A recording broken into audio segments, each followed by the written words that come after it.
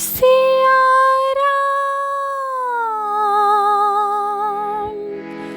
सिया राम, सिया राम,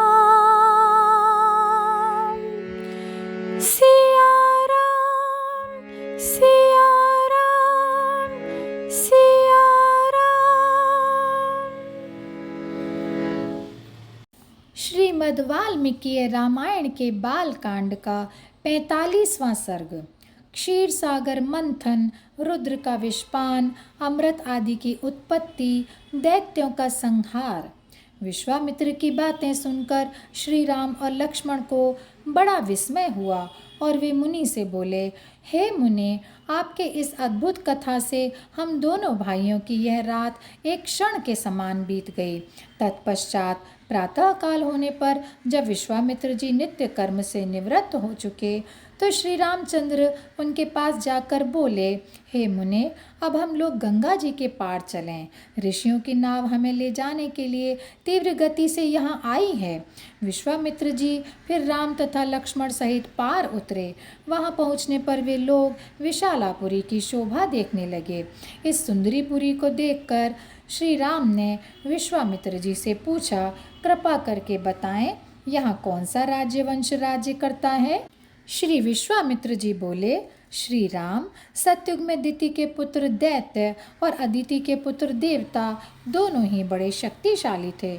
उस समय दोनों के ही मन में यह विचार आया कि अजर अमर तथा निरोग कैसे बना जाए। इस प्रकार चिंतन करने से दोनों के ही बुद्धि में यह बात आई कि यदि सागर का मंथन हो तो निश्चय ही अमृतमय रस प्राप्त किया जा सकता है।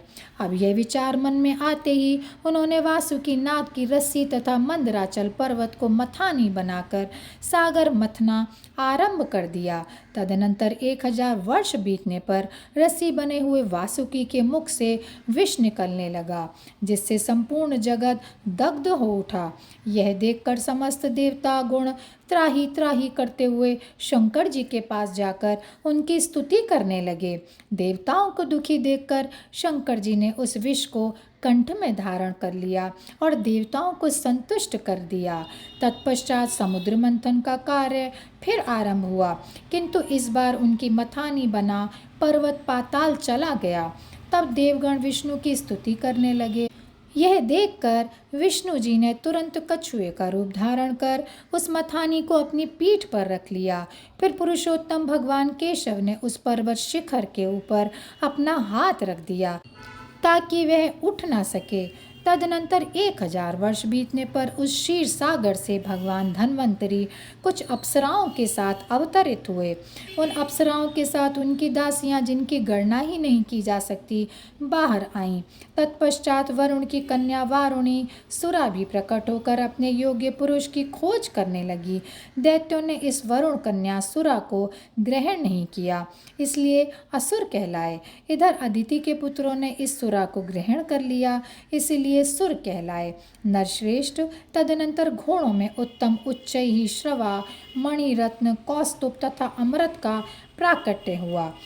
अब उस अमृत को पाने के लिए दैत्य देवताओं के साथ युद्ध करने लगे, किंतु उसी समय श्री विष्णु ने अपने माया बल से उस अमृत का हरण कर लिया और जो दैत्य उसे छीनने के लिए गए उन लोगों को उन्होंने युद्ध में पीस डाला। इस तरह उस युद्ध में दैत्यों का काफ़ी संख्या में संहार हुआ और इंद्र को त्रिलोकी का राज्य प्राप्त हो गया। और यहीं पर यह अध्याय समाप्त होता है। जय सिया राम, जय सिया राम, जय सिया राम।